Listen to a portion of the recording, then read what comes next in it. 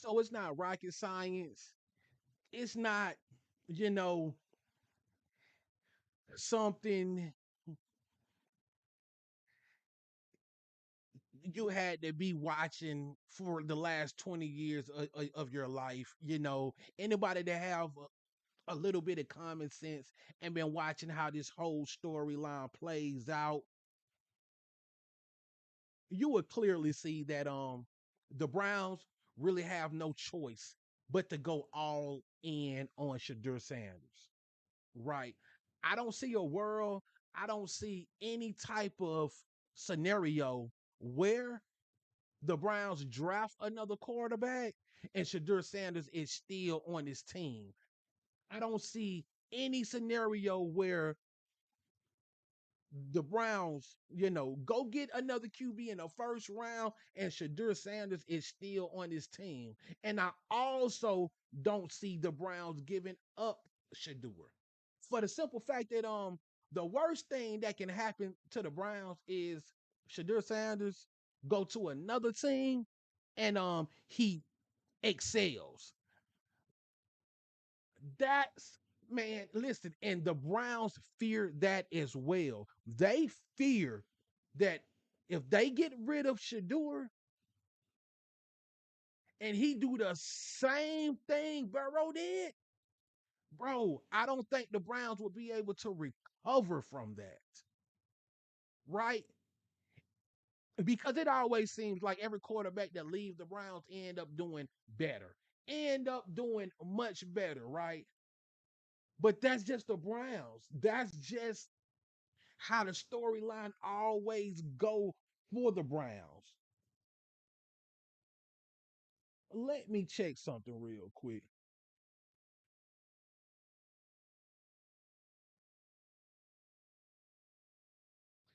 because this is crazy. Mm. Well, hold on.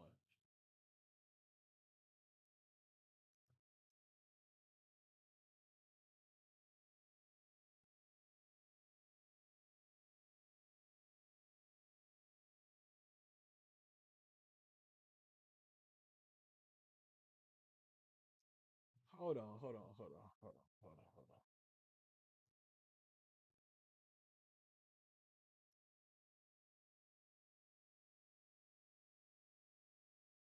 Hold on for a second, man. I'm checking something right now because no, nope, nope, nope, nope, nope.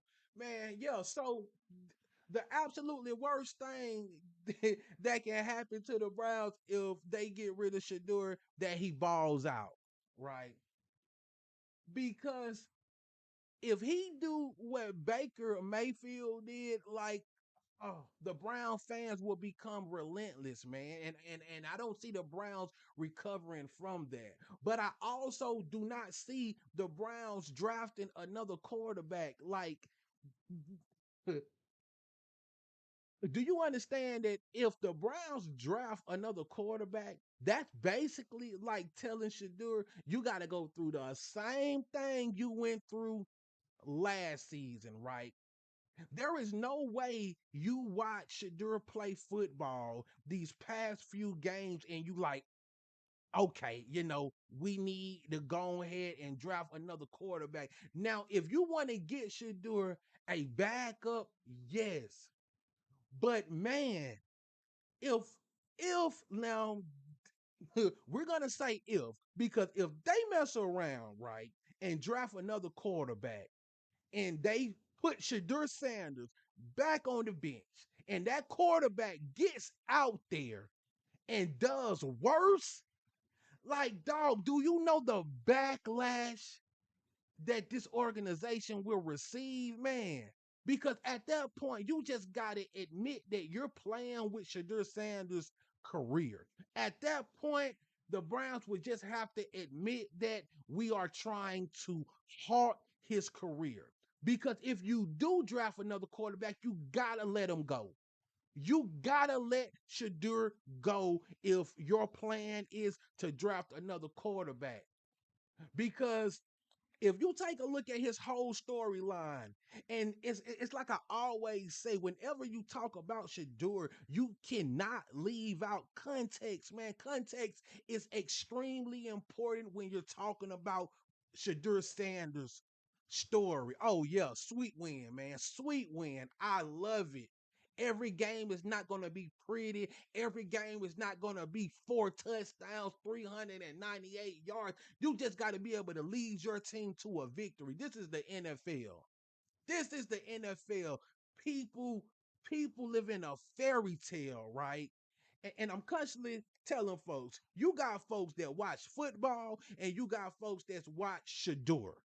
And those are the ones you don't want to debate with because anyone that's trying to take his mistakes, his Ricky mistakes, and use it against them clearly haven't been watching football long enough to see the mistakes Ricky quarterback make, right?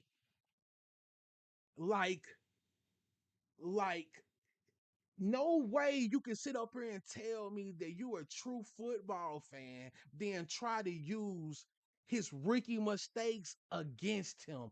I just got done going through um man, listen, I just got done looking at Tyler Shaw highlights, Jackson Dart highlights, bro. And when I tell you for Shedeur to come into this season without no practice with the ones, bro. He got tossed in there in the middle of the season, unprepared. Dude is balling out. Shedeur Sanders is completely balling out. But you cannot leave out context because whenever you leave out context when talking about Shedeur, you're doing him a true injustice, bro. He wasn't supposed to be here. He was the fourth string quarterback. He was the fourth string QB. They buried this man.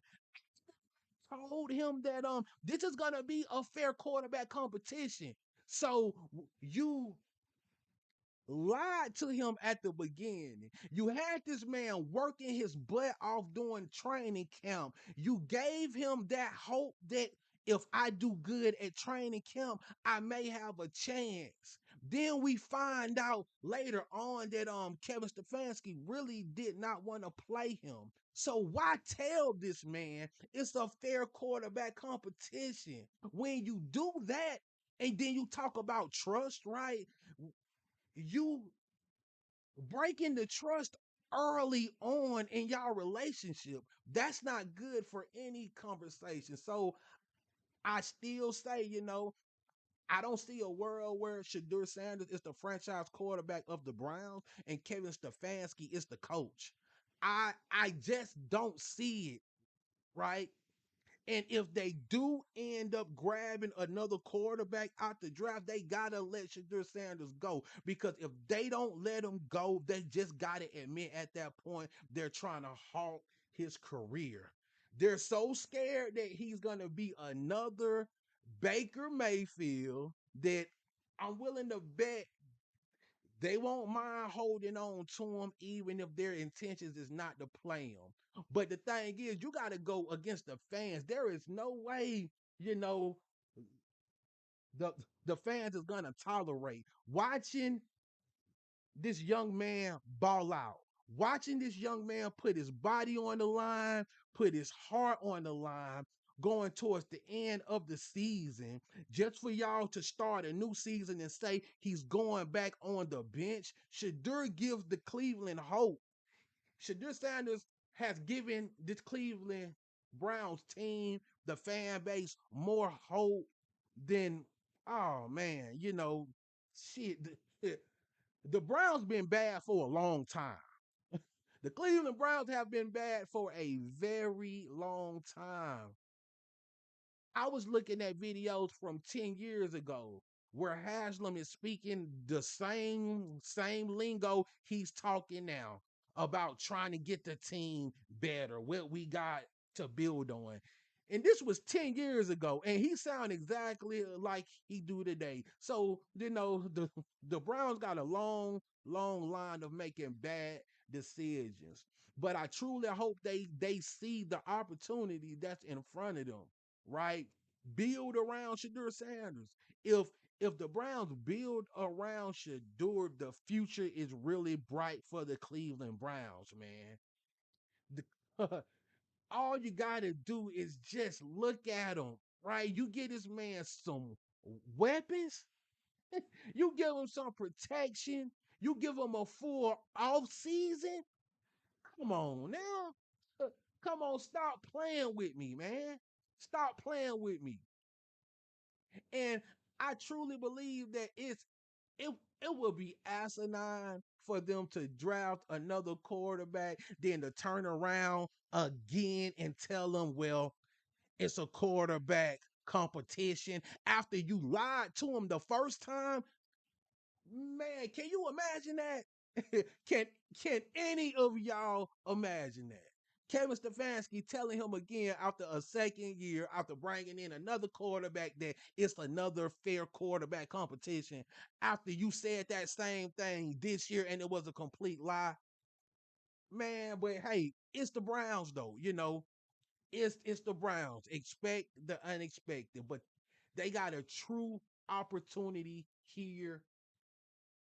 They got a real true opportunity to make something special out of this team, man.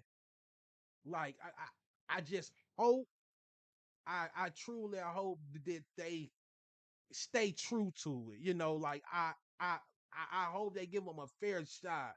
And that's just one thing I've been telling everybody. Nobody wants Shedeur Sanders to get any special treatment. Nobody is asking for Shedeur to get any special treatment. We just want this shit to be fair. Just make it fair across the board. Make it give them the same chance as you was willing to give Dylan Gabriel. It's just as simple as that, man. He's not even playing with the same team that Dylan Gabriel was playing with. Like this dude haven't played with the same offensive line since he's been started. It's been 9 different offensive line combos since Shedeur started. 9 different offensive line combos, bro. That is crazy. And that's not normal.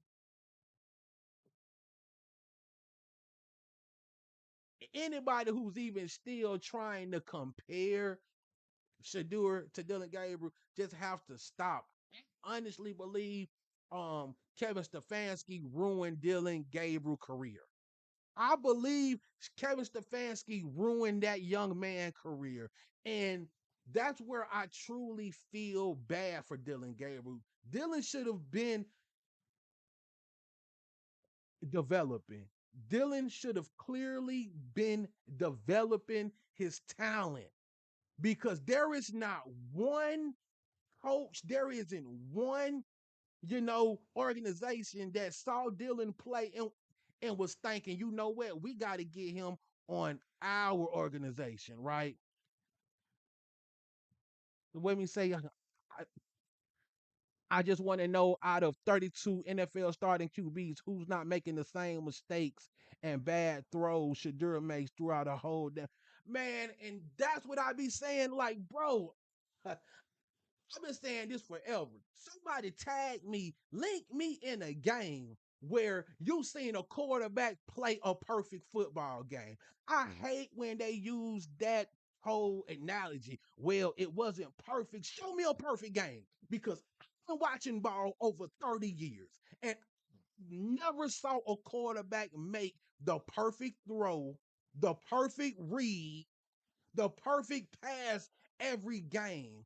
And you can tell the whole climate of football is really changing because last game when um Shedeur he threw the football, it hit Quinshawn right in his hands. It hit him off his shoulder pad.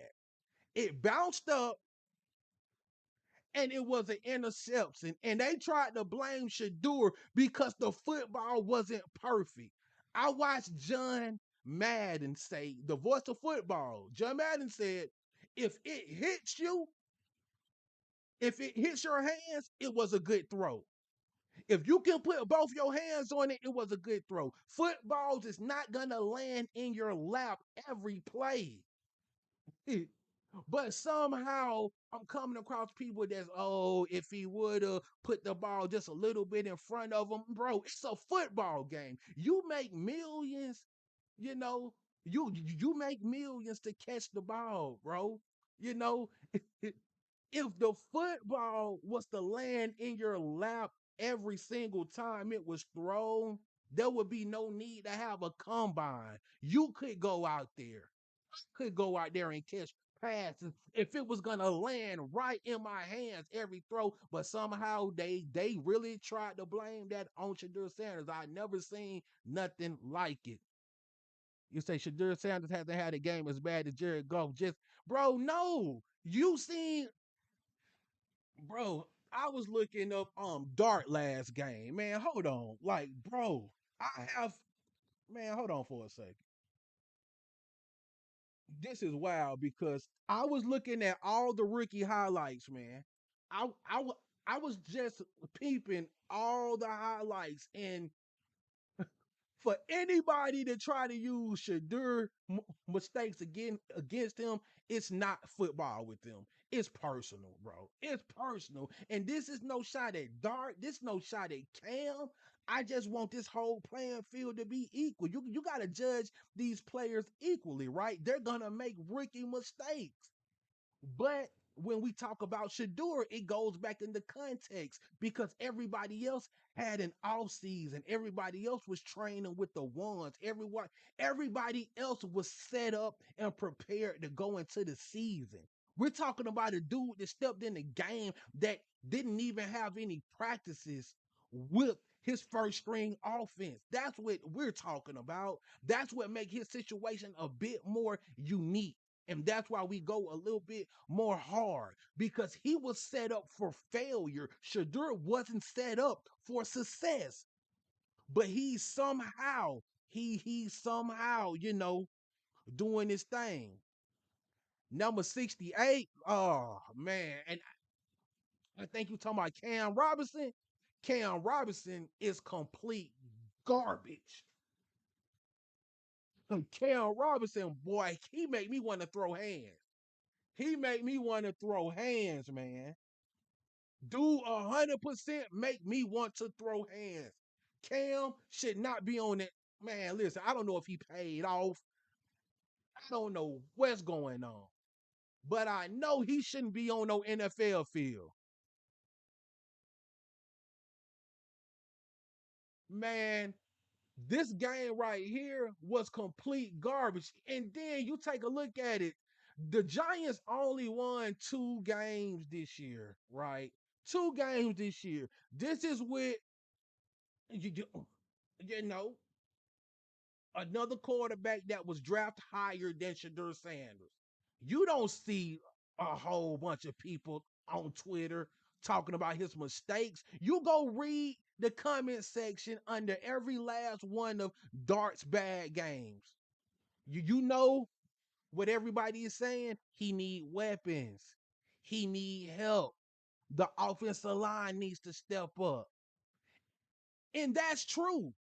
But we say the same thing with Shedeur, and they act like it's an excuse. Bro, come on now. Man, come on. Come on now. The exact same thing that they say about old Dart, bro. Absolutely brutal. Not even the Giants can stop 9. Like, bro, them boys only won. And honestly, I thought the Giants was doing a bit better though. I ain't even gonna lie to you. I thought they was doing a bit better. But that's just like them saying, "Oh, he threw for 300 yards. It was against the Titans with no other quarterback." Uh, Colorado, and that is listen, man. And anytime I get into a conversation like that, I know I'm not talking to like a real football fan. Like I know I'm not talking to someone that actually knows sports. because that's like saying like, well, if Shedeur threw for 300 and you saying he one of the worst, that mean every quarterback before him should have dropped at least 500. But they don't think about it like that, man. They don't think about it like that. And Jackson Dart 33 passing yards. And you go in the comment section though, it's the line's fault, right? He don't have enough weapons. They don't give that same grace to Shedeur, and that's our problem. Like that's the issue that we have. Nobody expecting Shedeur to get some special treatment, man. He make mistakes, call him out for it. I call him out for it. Like that last interception, right? He just threw it up in the air, but he's used to having Travis Hunter as a number one, right? I don't know if he expected, you know, I don't know if he thought he was gonna go fight for it, bro. But you don't have a true number one wide receiver. Shedeur can't make them kind of passes. He gotta play within his team's strength. He don't have an elite wide receiver core. It's the reason the Browns got like one of the worst wide receiver cores in the NFL. Like them kind of throws, bro, you just can't make. But hey, that's just something he's gonna learn from. Like that's something he gonna most definitely learn from. You gotta play within your player's strength, or at least try to. Because I mean, hey man, everything not gonna always be pretty. Everything not gonna just drop dead in your lap. Yeah, but you know, Jerry Judy is like, yeah, like he's not the kind of player who you wanna throw a pass like that to. Like for example, Travis Hunter would have went and got it, even if he had to snatch it from him. Right, Travis Hunter would have went and got that ball. That's not Jerry Judy. Like it literally got to hit Jerry Judy in the face, and he dropped those two. So it's like, all right, Shedeur, all right now. I know you're trying to make something happen, boy, but boy, that ain't it. That ain't it. But okay, I just watched Dart throw for 33 yards. Oh, yep. Yep. Yeah. Like, and man, that's a whole nother thing too. The Browns got a lot of people hurt. The Browns got a lot of people injured, man. And that was my biggest fear about Shedeur coming in at the end of the season. I knew even before he played a down, I knew about time Shedeur Sanders got in the game, it was going to be with the team that have no morale. It's going to be with a team that was at the lowest of morale. I think the biggest thing about Cleveland now is the fact that everybody want Miles Garrett to get that record. But I felt since Shedeur started with the Browns that the team was in self-preservation mode, right? Like they had no playoff hopes. They had no chance, no thought of a Super Bowl. And now the key is to get through the whole season without getting hurt. Get through the rest of the season with no injury. But hey, it is it man, listen, it is what it is, man. Them boys got one more game. They got one more game. I really hope they get the dub. But for everybody who was trying to make it seem like Shedeur Sanders have to show out these next couple games or his career on the line, I find that asinine as well. These next few games or this next game doesn't dictate Shedeur Sanders' future. He got a future in the NFL, big time. Man, listen, they got a lot of rookie talent, man. And that's what kind of irritated me, man. Like, the Browns got talent. They got a lot of rookie talent. They got to put this together. Like it's true. The Browns got a real chance at being a good team.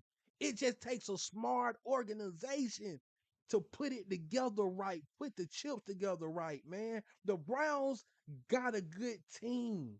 And that's what a lot of folks don't understand. Like they literally got a great defense, man. The offense got like 9 first round draft picks. When everybody is starting on Cleveland, it's like 8 first round draft picks. Should have been 9, including Shedeur Sanders. But hey, we ain't gonna talk about that. But the Browns legit have a team, a team that can win more than 4 games, man. And I still truly believe if Shador would have started off the season, they would have more wins. I truly believe that, if they dedicate a whole off season to Shador, they dedicate a season into getting protection, getting some more wide receivers, man. He need a true number one.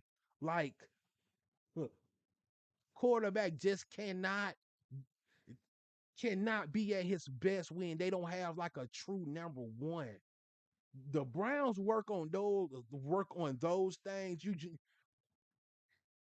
They could 100% at least get 8 wins next season. At least, man, because they got the talent, bro. But I just don't trust the organization. Like the organization just got too many years of making bad mistakes. Like, but man, they get a real number one. They get an offensive lineman. We could be having a whole nother conversation next year because Shadur got the talent, man. And anybody who's saying he don't look like an NFL quarterback or he don't have the talent, bro, you don't even talk to them because that's just crazy. If he don't have the talent, there is not one quarterback in this draft class that does. If Shadur don't look like an NFL quarterback, no quarterback in this draft class does. So, hey, yes, bro, they pulled out. And that's another thing, right? That's another thing. And that's why I say context matters. Shadur is going up against teams that have to win, right? He's playing against competition that have to win. These are teams that's like fighting for the Super Bowl or already in the Super Bowl. He's playing teams that got Super Bowl ambitions, man. But he's playing it with one of the worst lineups. Bro, it's practice squad people on the line, man. You got folks like Cam Robinson that just letting folks run over him, blocking for him. This is what he have to play against these teams that fighting for a playoff spot or fighting for the Super Bowl. So he's playing a different level of competition than what was at the beginning. So if you would have had Shadur in a situation where he played like those first 4 games and he made these mistakes early on, could you imagine where Shadur would be at right now if he made the mistakes he's making now early on? Bro, it's just, bro, man, listen, bro. I don't even like to think about it because it's crazy. We see what he's able to do under the circumstances, right? We see what he's able to do with everything that has took place. And like he's doing a great job when you involve context. Now, if you're one of those people who just wait to the game and go look at the stats, no, like it it's not gonna tell the whole story. That's why you cannot debate with everybody online. A lot of folks just wait till the game end, go look at the stats and all. Because and, and I'm gonna always use this as an example, right? I'm gonna always use Shedeur and Dylan Gabriel as an example of why you cannot depend on stats, right? Even 5, 10 years from now, I'm gonna be talking about Shedeur and Dylan Gabriel. Because if you look at it on paper, right, Dylan Gabriel looks like he's like, you know, up there with Shedeur. On paper, it even looks like he's a bit better than Shedeur. But I can pull up 6 games right now of Dylan Gabriel highlights, and I can pull up every Shedeur NFL highlight, and it tells a whole nother story. It tells a whole nother story. Man, Dylan Gabriel in one game, he had 5 picks that was dropped. That was dropped. Yeah, I 100% believe Kevin Stefanski ruined Dylan Gabriel. I 100% believe that Kevin Stefanski destroyed Dylan Gabriel's career. At the very beginning, I believe that Dylan Gabriel was a backup quarterback. I truly believe that he had a good opportunity or a good chance at being like a decent backup quarterback in the NFL. After watching him play, Dylan doesn't even look like a backup quarterback, man. Like, and this is where Kevin should be ashamed of himself. Kevin should be ashamed of himself. Because when you look at what happened during training camp, how did you expect for Dylan Gabriel to get out here to actually play NFL teams, right? How did you expect Dylan to get out here and play against teams that got to win and do better when he couldn't exceed against the practice squad? Man, you got to make this make sense, man. Man, hold on for a second.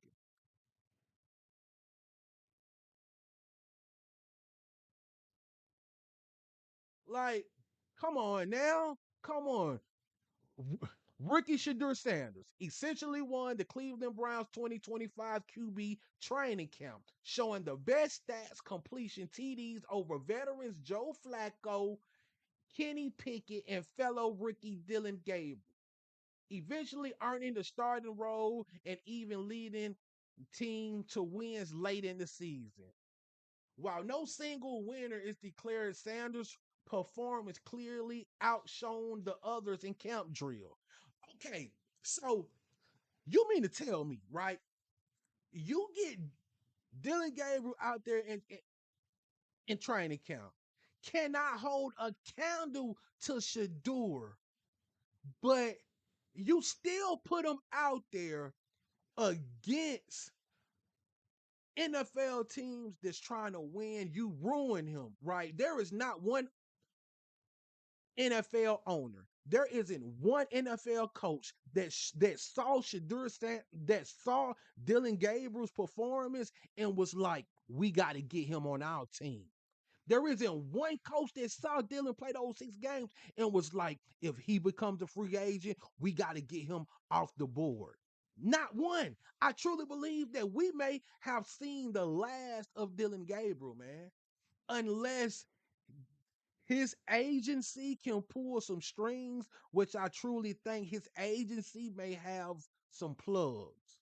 But unless now they can pull some strings, we may not ever hear from Dylan Gabriel again. The next thing we're gonna hear is his girlfriend left him.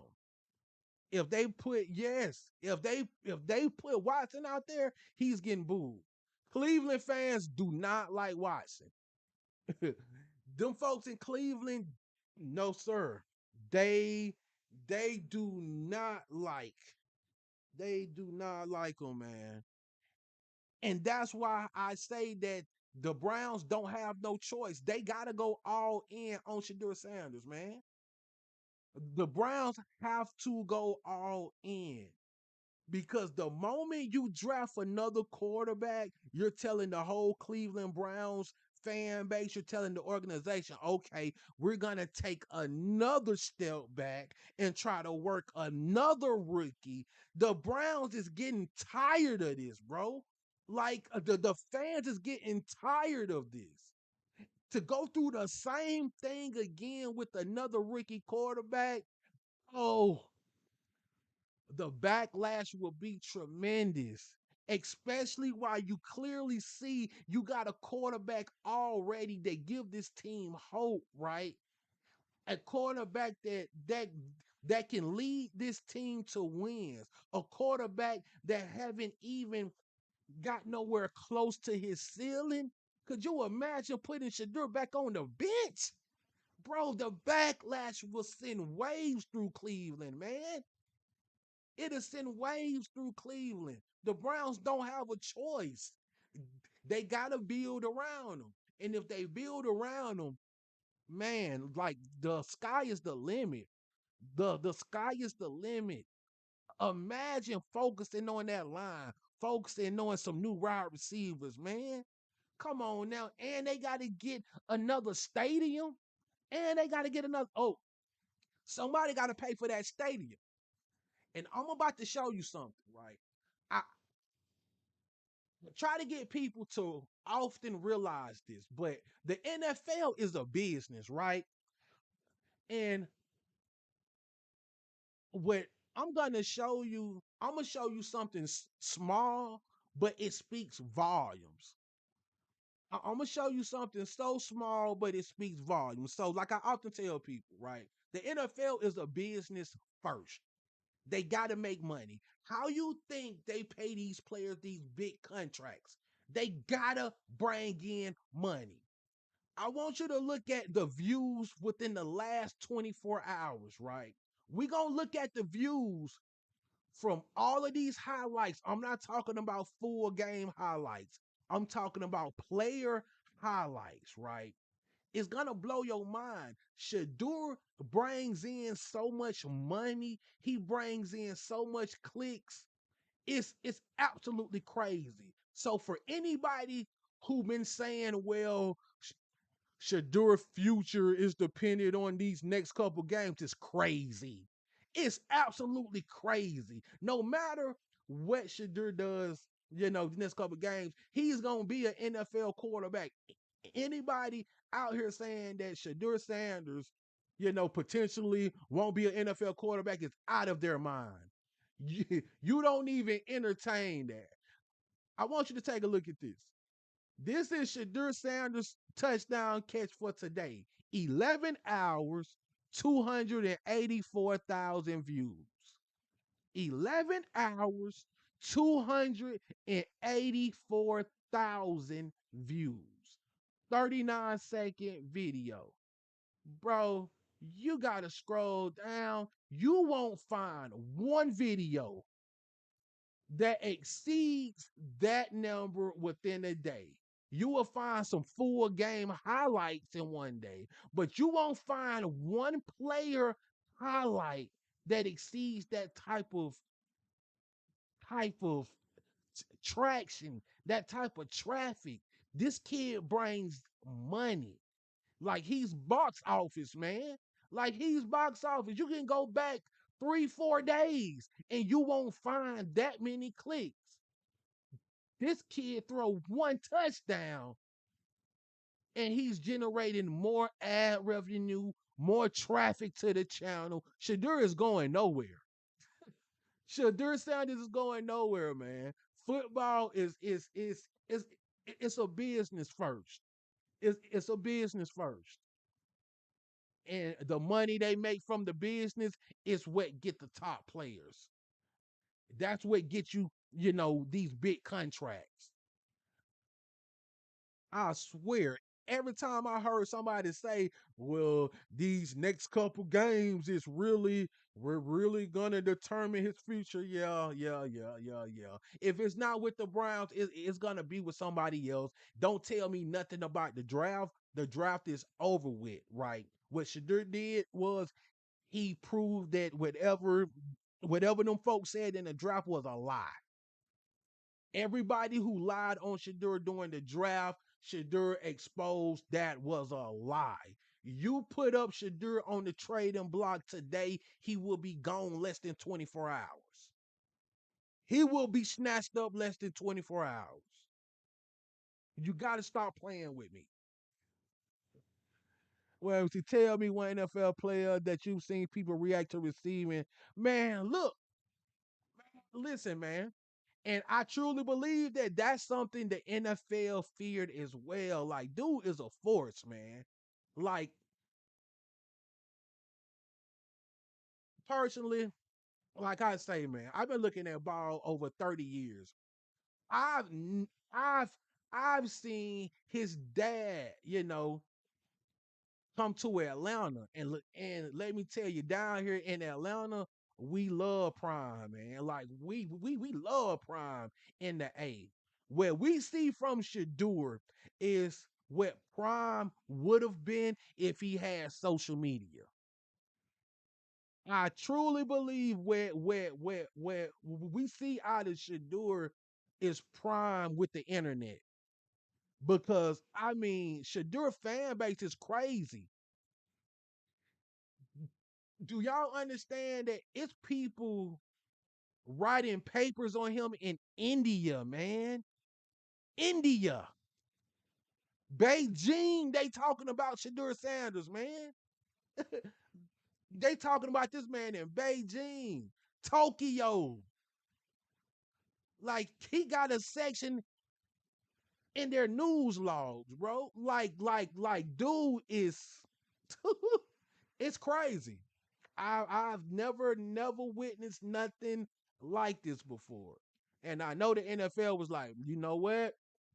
We gotta we gotta slow this down a bit. We gotta do something to try to block his shine. But what happened at that draft, it tipped the scales, right? That draft is what made his name explode. Whatever they tried to do to him in the draft, it backfired, man. Oh yes, and bro, man, I said this. All of Shedeur Sanders fans aren't football fans. They are Shedeur fans. Like they are fans of Shedeur the person, right? And that's simply because you're like, bro, the kid been on TV his whole life. I've been, bro, let me tell you how long I've been looking at him. Shedeur used to play running back. Shiloh used to play quarterback. I know they was like 8 years old, 7, 8 years old. Like, bro, like he got actual fans that's just, fans of the person. He got so many eyes, and that's what Kevin Stefanski hate. When you are bad at your job, the last thing you want is a player that's going to bring a spotlight to your organization. Kevin Stefanski is not a good coach, man. We watched this man on two separate occasions with the game on the line try to run a trick play. Kevin Stefanski only won 5 games in 2 seasons. But you mean to tell me when you got the game on the line, you run a trick play or you take Shedeur Sanders out the game? Kevin Stefanski isn't a good coach, man. And a player like Shedeur isn't good for any coach that's struggling. And I honestly believe that played a part in it as well, right? You you bring Shedeur to your team, you're bringing millions of eyes. So if you are subpar at your job, it's gonna get exposed. You let me know this. When was the last time you seen a offensive lineman go viral for not blocking? Let me know in the comments. When the last time you seen an offensive lineman go viral for not blocking? Shedeur Sanders is going to make everyone around him better. And that has something to do with it because it's so many eyes breaking down video footage, man. It's so many eyes watching the game where if you out there and you bullshitting, it's gonna it's gonna go viral. If you out there and you not playing up the par, people gonna see it. So you're not gonna want to be that one player that goes viral because you out there lollygagging, man. Like you're not gonna want to be that one person that you see on every TikTok, that you see on every Twitter, because you went out there doing your job.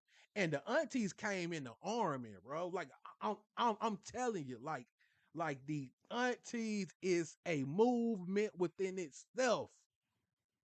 Like the the aunties is a fan base within itself, man. Bro, I've never seen nothing like it, but I love it, and that's what the haters hate, bro. The haters, they really don't dislike Shedeur. They dislike the support Shedeur gets. You know what I'm saying? Like they dislike the support he gets.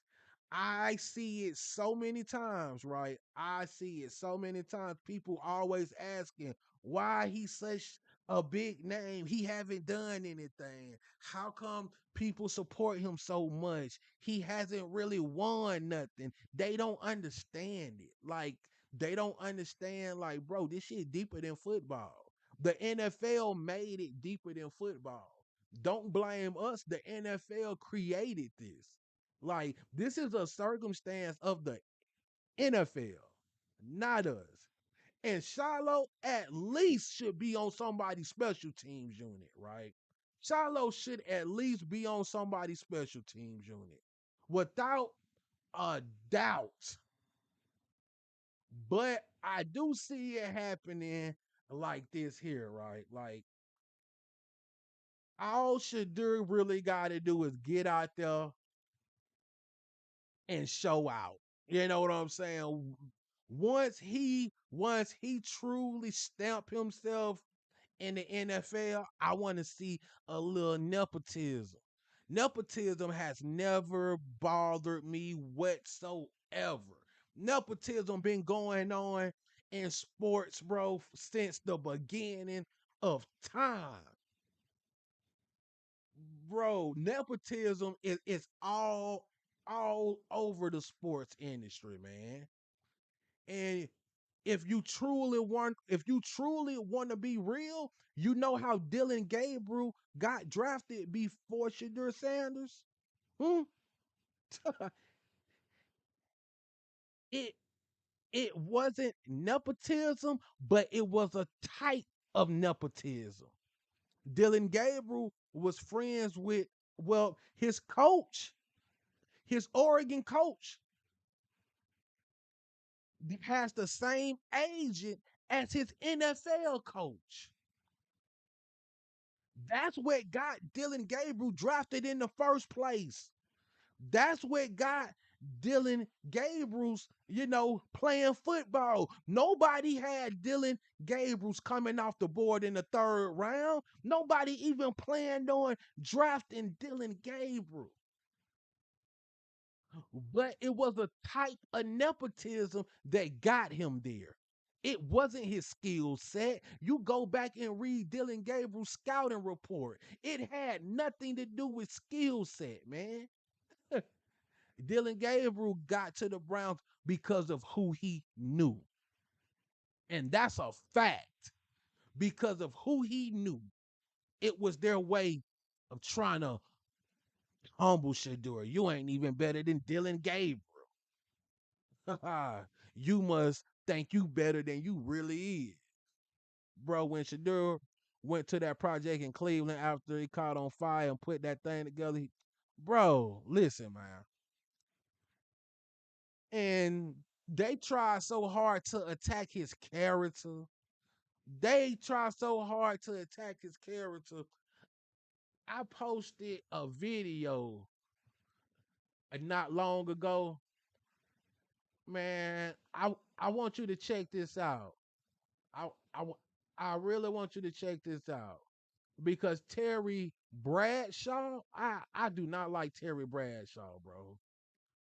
And I used to be a fan too. I used to be a fan. I used to be a real fan of old Terry. Dude is clowning.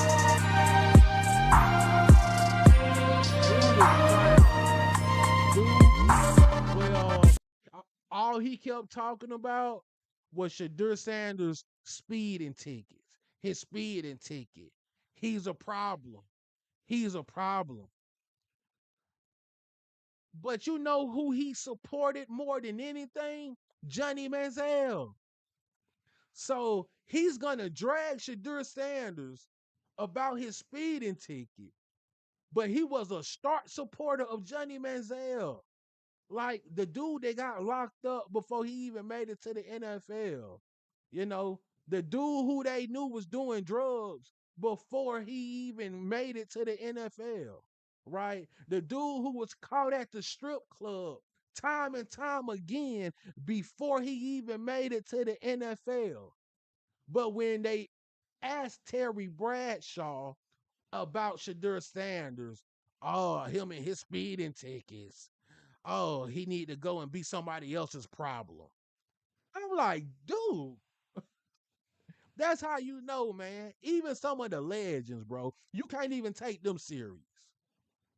Because that was crazy, bro. For Terry Bradshaw to say that, that was absolutely crazy after he had so much support for Johnny Manziel. Then he had the nerve to say, well, you know how kids are. You know how kids can be.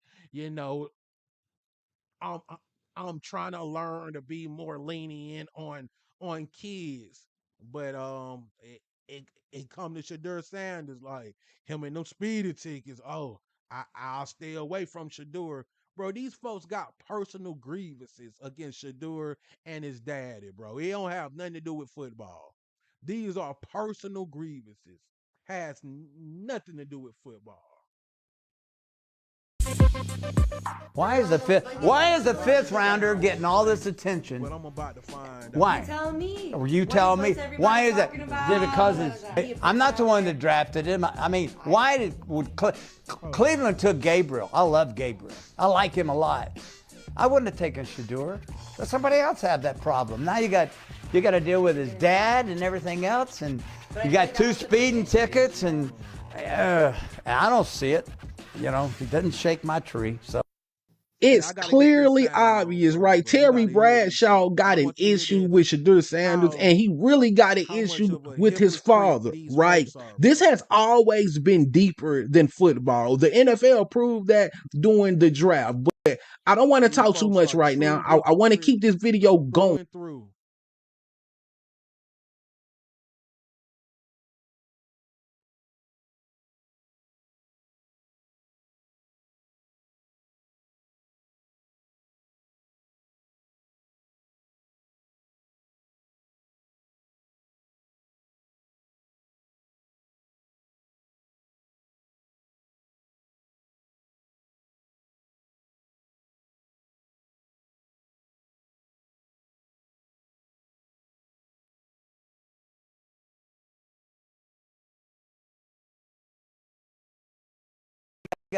you got to deal with his dad and everything else, and you got 2 speeding tickets, and drafted him. I mean, why did attention?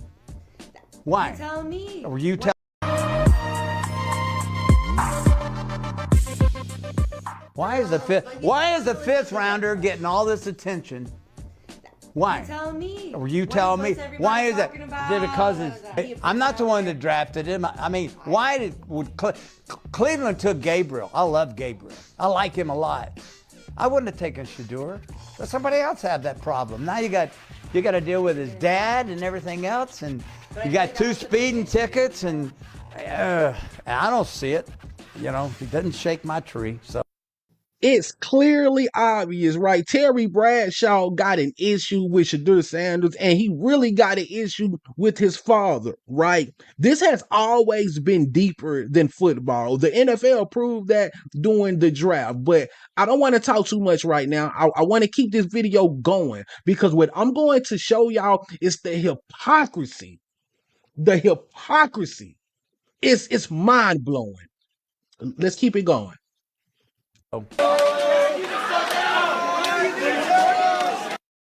So if you don't know who that is, that's Johnny Manziel. Once again, getting kicked out of another party when he was in college. He got overly drunk. You can hear the dude in the background screaming, "Get the F out."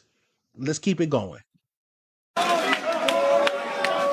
We got into a little bit of, hey, you want to hang out with him so you can go see some other girls, this and this. And this is, wait, this is between you? Her saying this and me. You want to go see some other girls, that's why you want to hang out with him, blah, blah, blah, blah, blah. Crowley minutes earlier relayed her version of events to the officer. What happened today? You guys are obviously in this car. He's like, I don't know, he hit me a couple times. While you were in the car? Yeah. But I don't want to, please don't make that. Please don't. Now, I want you to understand this is Johnny Manziel once again, right? Got into it with his girlfriend. Man, Johnny Manziel even got locked up before he got in the draft, right? So everybody knew about Johnny Manziel way before he even came to the league, right? This wasn't no secret. Johnny Manziel was pretty out there, right? Now let's listen to Terry Bradshaw little take on Johnny Manziel. The police report noted. Real quick, your take on Manziel. I liked him coming out of college. I like him now. I've learned to adjust to these young kids and the way they go about their business. And, you know, I, for one, think that he's going to have a hard time as most read option kids do. He's going to be a little bit slower. I love his competitive spirit. I like the fact he's out there, got a little action about him, a little emotion about it. I like seeing that in the quarterback, and so many guys, you don't do it. But I do like Johnny Manziel. I do like Johnny Manziel. I like them now. I like them coming out. Man, you see what I'm talking about? You see exactly what I'm talking about, bro. This isn't football with these folks. It's personal. It's personal, right? He this man was accused of some serious stuff. But when it comes to his speeding tickets, though, hold on. Just in case, just in case you forgot what he said about his speeding tickets. Now, Shedeur Sanders speeding tickets. I wouldn't have taken Shedeur. Let somebody else have that problem. Now you got to deal with his dad and everything else, and you got 2 speeding tickets, and I don't. But I like Johnny Manziel. I like him when he was in college, after college, before college. Bro, stop playing with me. That's why even some of the legends, man, you can't even take them serious. Like if I'm being honest, you can't even take them serious, bro. It's a personal grievance with Shedeur and his father. And it's deeper than just them because I'm pretty sure more people around, with the NFL, within the organization, feel the exact same way as Terry Bradshaw, man. It's like it gets deeper. Yeah, always, bro. They gonna always look out for their own 100%. But don't call us crazy when we peep it, right? Don't call us crazy when we can clearly see, like, no, dog, no. Ain't no way. Ain't no way you finna sit up here and try to drag his character. Because you see how quick he was to talk about the speeding ticket. He didn't talk about Shedeur giving back to the community, actually in the community of Cleveland. You know what I'm saying? Popping up at high schools. Could you imagine being a high school athlete and you catching passes from Shedeur Sanders? And dude had the nerve to say, I don't know why he even be going to the high schools. That's because we don't expect for you to know, bro. It's deeper than your understanding. All of these folks walking around acting clueless. We don't know what the hype is about. He haven't done anything. He's done a lot. He's done a lot within the community, for the community. And so, man, stop it, bro. Like, stop it. But what they do, they go back, listen to these hypocrites talk, and they bring that kind of energy to the comment section. You know why? Because Terry Bradshaw said it. Terry Bradshaw said it. Bro, man, stop it. I don't give a damn what Terry Bradshaw said, bro. He's clearly a hypocrite and he's clearly lying. And it's on full display. It's on full display, man. And, and it's wild, right? Because I can go back to when Johnny Manziel was first getting drafted, right? And before he got drafted, everybody knew everything he was into. He was investigated by the NCAA. He was suspended from games, man. He was getting caught walking out of clubs drunk, and they still supported him. They still supported Johnny Manziel, but they had the nerve to say Shedeur Sanders got character flaws. It's his character that made him slide in the draft. Johnny Manziel was a first round pick, and to put the icing on the cake, the Cleveland Browns drafted him in the first round. The Cleveland Browns drafted him in the first round.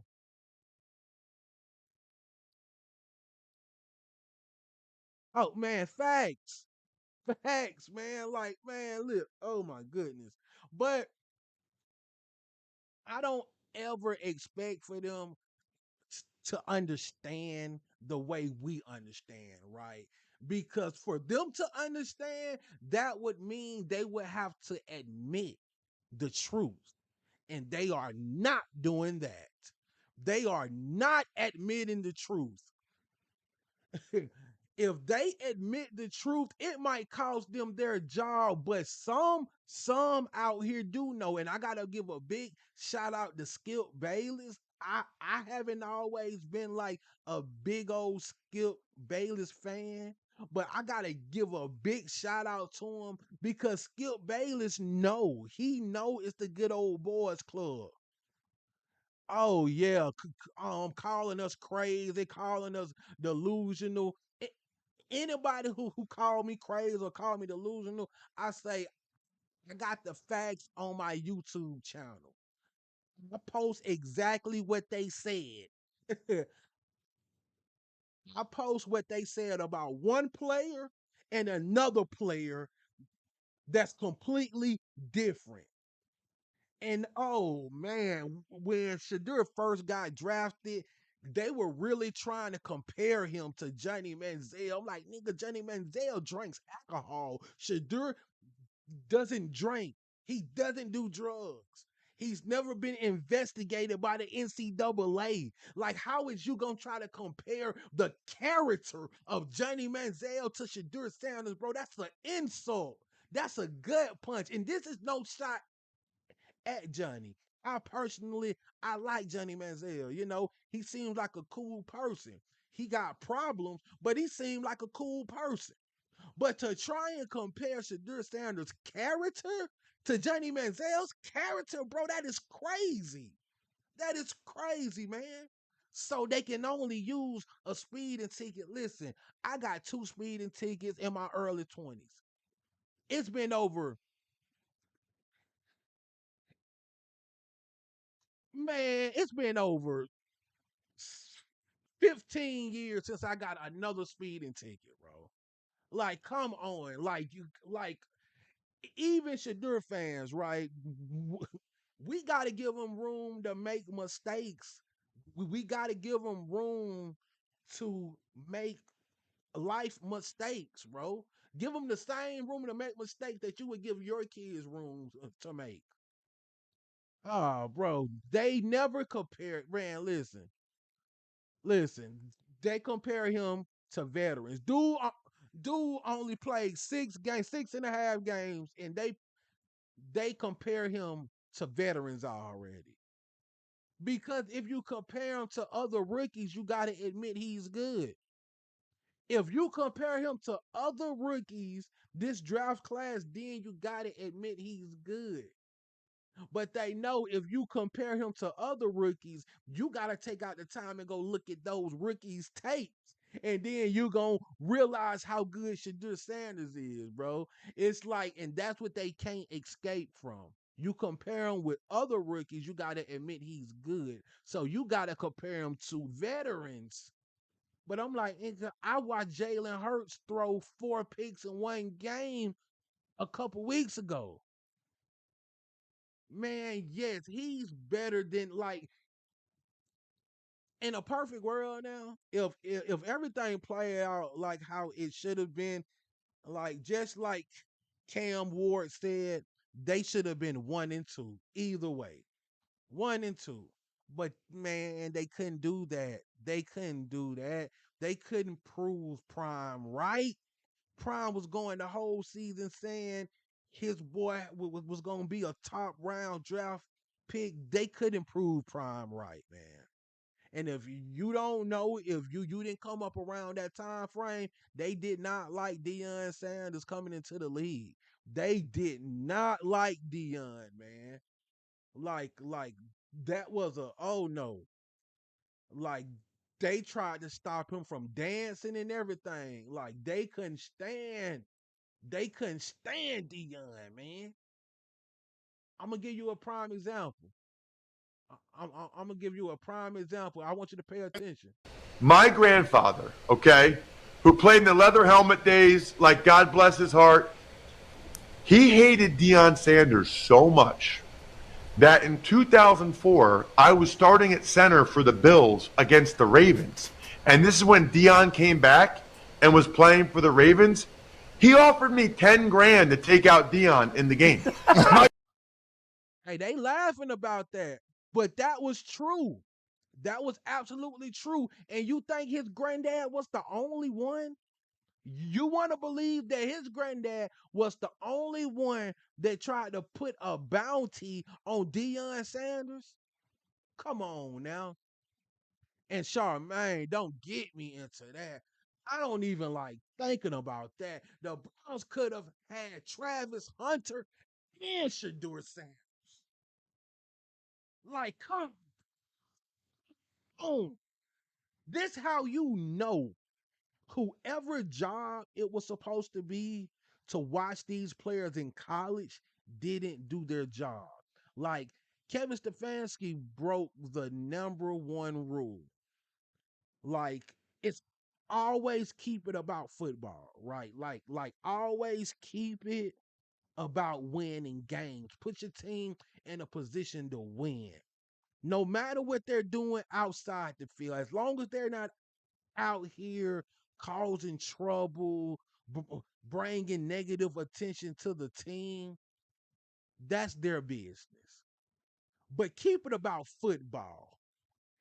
If anyone saw how Travis Hunter and Shedeur operate together and had the opportunity to keep them together, they would have pounced on that chance. They would have pounced on the opportunity to get both these players that already have a chemistry together, that are true first round talents on the same team. Only the Browns can mess that up. Only the Browns can screw that up, man. Oh, I remember that. I remember that you're talking about a Garver. His name was Mick Garver. Yup. Man, prime time threw a bucket of water on him. And that's because he was talking crazy about him. He was talking crazy about him. Yeah. But like, man, I grew up during a time where, bro, they didn't like him. They they called him unholy, a showboat, like all of this. Which, listen, one thing about black folks, when you come from the hood, when you come from the trenches, you come from playing football in the backyard, dancing after a touchdown isn't showboating. That's just what we do. We have fun with the game. But it's deeper than that, right? Like it goes so much deeper, and I'm about to get just a little deep, deep with y'all, right? So you got to understand something. As black folks, we have our own culture. We have our own way of doing things. If we don't act according to what they deem as professional, they look down on that, right? Like, you got to understand, they came up with the definition of what it means to be professional, what it means to dress professional, right? Like when Allen Iverson came and he started wearing, hip hop wear, hip hop clothes. They had to make a rule to ban that, right? Because it didn't fit their definition of what it means to look professional. The thing about Dion, and one reason why we loved him so much in the 90s, because he embraced our culture, right? He didn't care what they had to say. He didn't care what they thought. He didn't care that they talked about him. Like hip hop, that is a form of our culture. Hip hop is a culture, right? It's one of our many cultures, and he embraced it and he let it be known. You can dress like this and you can still be successful. You can still be rich. You can still be educated. You can still be smart and you can still be you, right? He embraced himself through and through. He embraced the culture that he came from wholeheartedly. And that's why people like just love Dion, because at that time, man, people wasn't doing that. You had to look like them. You had to talk like them. If you didn't act like them, or if you wasn't looked at as a good old boy, they dogged you out, man. They talked about you. And even to this day, I tell my sons, it's like, man, listen, it's a time and place for everything, but I do want you to understand, like, you can be you. You can be you. Like, bro, I'm I'm a software specialist, right? I'm I'm I'm I'm a software specialist for one of the biggest tech companies on the globe, right? My own people was telling me that I gotta cut my dreads because I won't get a job looking like that, right? I gotta cut my hair. I gotta do something with my hair because I won't get a job. That wasn't coming from white folks. That was coming from my own people, man. You know, because we got so brainwashed that we gotta look a certain way in order to get certain opportunities. I never cut my hair, man. Look, I ain't even gonna lie. I started with the company with goals in my mouth. I don't have goals in my mouth right now, but when I first started, bro, I had goals in my mouth, right? And and I worked clearly, bro. Like it's a 90% chance that the phone or the tablet you're using right now, I'm the one who make the updates on it. I've got, man, listen, I've been working on software now for a long time, you know, and now I work from home. So the same place I stream at, and that's where I work my 9 to 5 at too, right here. I ain't gotta leave anywhere anymore.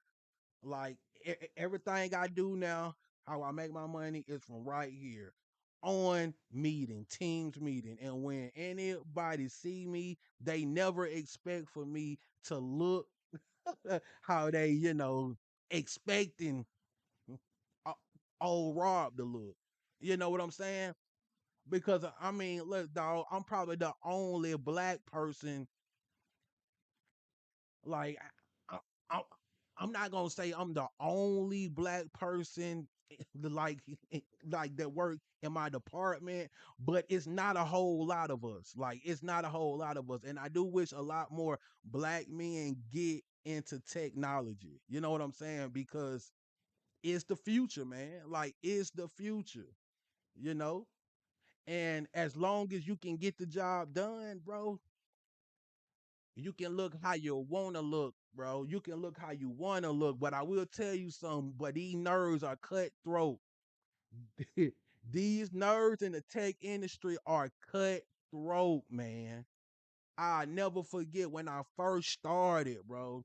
They used to try me up, like, oh, I don't want to get too deep into it, but they used to try me up, man. They seriously used to try me up.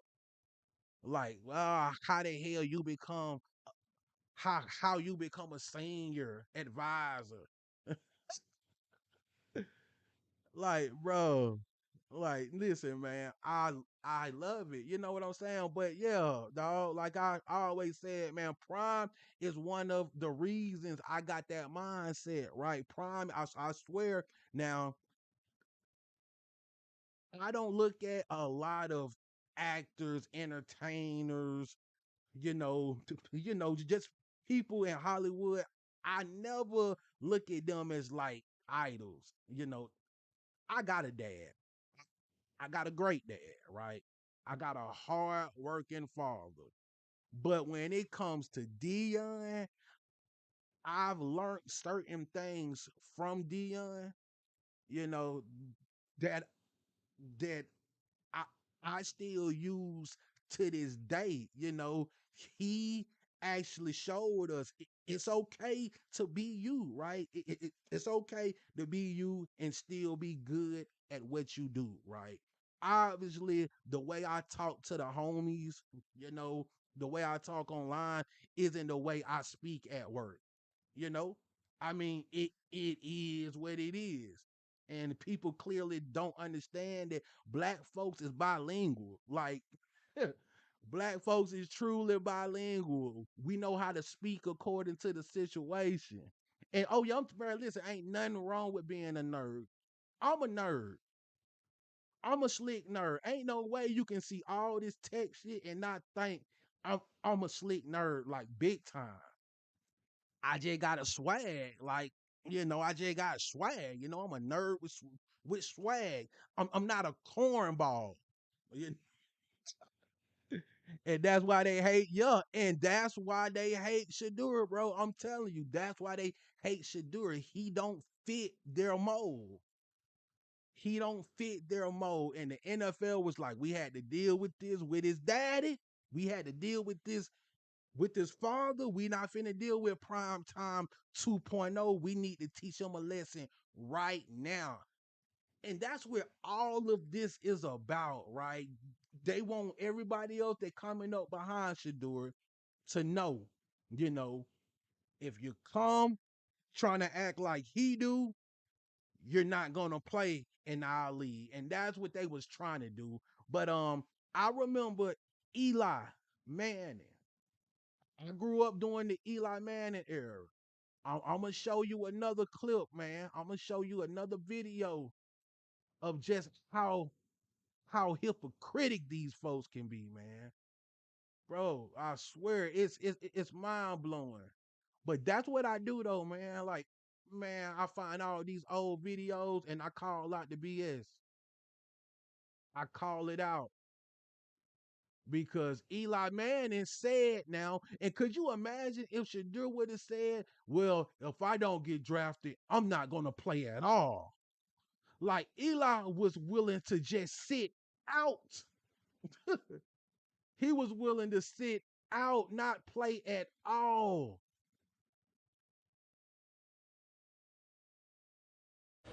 Don't you ever do this. Do you understand me?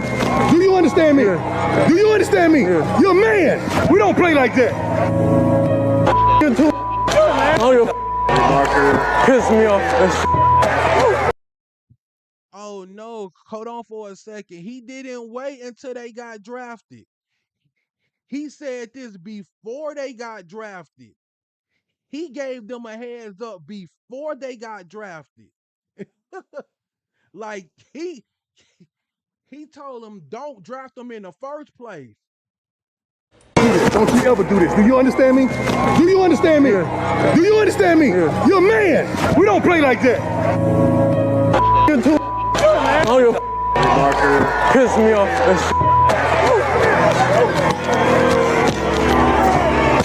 Quarterback dad has become pageant mom. Your heart is in the right place. You have good intent. You are hurting your sons. Just days before the draft, Manning's agent Tom Condon told the Chargers that Eli would sit out the entire 2004 season if the team drafted him with the first overall pick. At the time, yeah, listen, before they got drafted, he was saying that he did not want his son to play with the Chargers. He gave them he he gave them the heads up and said, "Listen, I don't want him playing with the Chargers. And if they try and draft him, he's gonna drop. He's not gonna play for nobody." So he basically told these folks, if they draft Eli, he's not gonna play football at all this year. Bro, that's crazy because if Shedeur, bro, that would have been on every feed in America, man. Drafted him with the first overall pick. At the time, former Charger general manager A.J. Smith partly blamed Eli's dad, Archie Manning, for the mess. Condon told me that Archie wishes that we do not select Eli and that they think he would be a good fit in New York with the Giants. Smith said in 2004. Like, when I tell you, this is what irritated me more than anything in the draft. A lot of these talking heads feel way too comfortable challenging these men as a father. You hurting your kids? Like, bro, people like that better be real happy. Man, look, but oh, I do appreciate that jersey, girl. Remember, hey man, this should just be it just be irritating me, but it's the same story, man. Could you imagine how many players had to experience this, but just didn't have the kind of spotlight Shedeur Sanders have? It hurts my heart to think that you got players out here or you got individuals that's probably sitting at home right now, because of some kind of sabotage, man. Bro, it's absolutely crazy. No, so what happened was Dion was just hoping he got drafted by the Falcons, right? He told the Falcons he wanted them to pick him. He said when he came to Atlanta, it was like crazy because he's never seen black folks in such influential positions, right? It was one other team that could have drafted him. I can't think of the name off the top of my head, but the Falcons did end up drafting him. But yeah, he got drafted to a team that he really wanted to play for. And I wish he would have stayed in the city, man. I wish he would have stayed here. Like, man, like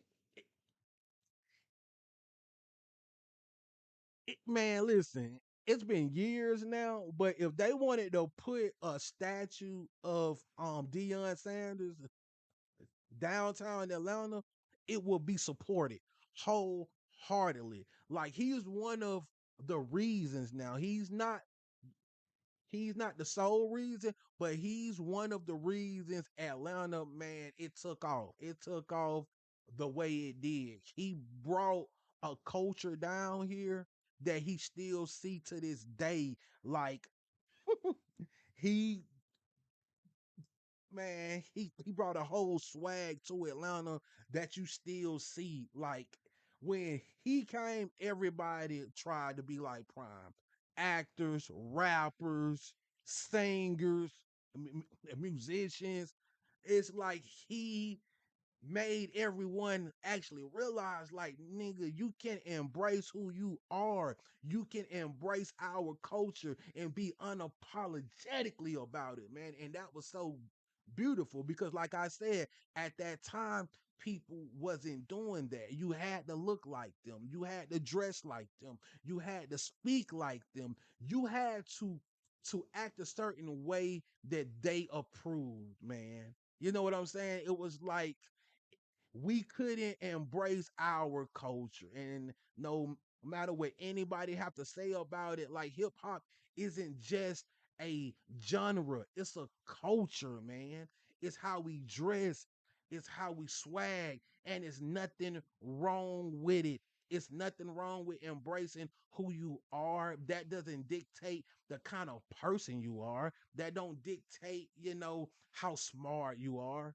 You know, it's just you being you. And they did not like it. Like I say, to this day, you see what happened in the NBA. You see what happened to Allen Iverson. Like, if you don't look like them, it's a problem. It's a problem. And it's still like that to this day. Shedeur Sanders, he was bringing in a different style for quarterbacks, right? He was bringing in a different swag for quarterbacks. And the NFL knew somebody with that kind of influence is going to have people come up under him, right? The NFL knew that. So they had to show anyone who was thinking about bringing that kind of swag to the NFL, no, no. But I do truly believe that it was a lot of disdain for his dad too. Like it was a lot of it was a lot of disdain that people already had in the NFL for Coach Prime. And I 100% know this. Shedeur draft slide had nothing to do with football. It had absolutely nothing to do with football, and it was crazy because at first they tried to make it seem like it was his skill set, right? They tried to make it seem like it had something to do with his talent, but they kept getting killed in that area where it's no way you can say Cam Ward is a first round pick, right? And Shedeur Sanders is a fifth round pick when he's only about 215 yards behind Cam Ward in passing yardage, right? Cam Ward only have what, two interceptions less than Shedeur. Cam Ward and Shedeur stats is almost neck and neck. So to say that it has something to do with Shedeur talent, that's why he got drafted, was quickly debunked. So then they finally had to admit, well, it was something with his character. He had character flaws, right? He was immature. Then that had people like me, well, hold on now. Johnny Manziel was drafted in the first round, and y'all knew he was arrested. He was an alcoholic. He was doing drugs, but he was drafted in the first round. So they tried to make it about something else. Then, like, bro, it's BS. And another thing, this whole Shedeur thing exposed that the NFL is full of gossip girls. Like, these NFL pundits, especially in Cleveland, they're full of gossip girls. Like, finally, they're coming out saying things like, well, I heard Shedeur wasn't that good, so I had this kind of take, or somebody told me this about Shedeur. And you will honestly believe that if your job is dependent on you knowing these athletes, you shouldn't have a take if you didn't take the time out and see what this player actually has done. Because you got these media heads out here just straight up admitting now that they didn't watch him play, but people told them certain things about him. And you've been making takes on Shedeur all this time based off what somebody told you? Bro, I find that shit asinine. Like, you're literally talking about a player that you did no study on. That should be malpractice at that point, bro. Like, how you gonna really talk about someone where your words can affect a player's future? And you just talking based off what somebody told you, man. I want you to check this one out. Here's Shedeur. Doesn't have to be much. And Shedeur gets it out in front of him. Allows Sanders. Thing. When people would get mad at me or Albert Breer or any of the reporters saying that there was this chasm between the two quarterbacks, well, it's because the Browns were telling everybody that. And then, by the way they operated, they were telling everybody that. So it was the Browns that planted that seed. And so, yeah, I ran with it. I made the mistake of trusting the Browns on that. And it's obvious to everybody that Dylan Gabriel was not ready, that Shedeur was more ready, and that, oh, by the way, Shedeur has way more talent. And that's the thing, right? If you would have done your job, right? If you would have done your job, you wouldn't have been tricked. You wouldn't have been fooled, right? It's crazy because these are the type of folks listen to every day. He just blatantly admitting that he basically knew nothing about Shedeur. He was just going off based off what was told to him. Bro, that is crazy when you make money, having takes on athletes, talking about, certain players' skill set. It's like, in what world can you be bad at your job and still have a job every day talking about certain people, bro? I just find that crazy. But it's not just him. It's not just him. I've came across a few more videos of these talking heads saying the exact same thing. Somebody told me that he wasn't that athletic. All you had to do was watch his Colorado game. There is no way. There is no way people like Mary Kate get on TV and say Shedeur Sanders is not that athletic when he had the worst offensive line in college football, threw over 4,000 yards, and not have the ability to move out the pocket. You don't throw for over 4,000 plus yards with the worst line in the NCAA and not know how to move out the pocket. But this is what they went around telling folks. Well, he's not like that athletic, he's not really that good with his legs. So he have to depend on his arm. He don't have that skill set like. And these are folks that's making a lot of money talking about players. And when I first heard that come from Cleveland media, I knew right then and there, nobody watched him in college, bro. And I find that crazy. I find that crazy because it is so many attempts of Shedeur Sanders using his legs. He had to move around. He had to, be able to adjust himself. You don't have the kind of stats Shedeur have, man, with the tools he had, not being able to do that. But that should be something that they know, right? If you've been working in football for let's just say 10 plus years, like these people say they have, you should know this. But it goes right back to it, right? When you're talking about a player that you don't like, you're going to find reasons not to like them even more compared to when you're talking about a player you do like.